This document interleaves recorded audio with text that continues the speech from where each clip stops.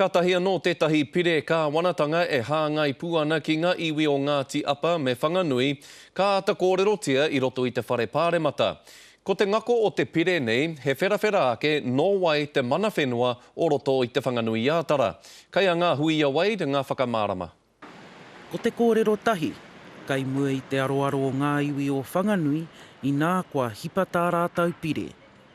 Ka tino mihi mātou ki a rātou mā o a mātou whanaunga o Wanganui i te tainga mai ki tēnei rā. Ko tā mātou mahi anai nei, e tatarei ana mātou mō mātou whanaunga o Ngāti Apa, kei a rātou te whakatau e nai nei. Ai he roa te wā, mai te kōti teitei, te kōti pīra, ki te whare pāremata, mā te kāwanatanga te whakatau, nō wai te mana whenua. I think there has been a compromise and we just look forward to further our relationships so that we can move together positively.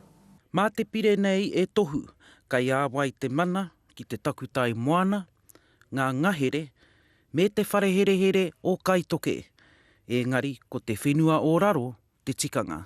I think we would have liked more, but let's be very clear is that the overlapping areas is an issue. Ko tā ngā iwi o Whanganui, kai ngā ringaringa o Ngāti Apa i nāia nei.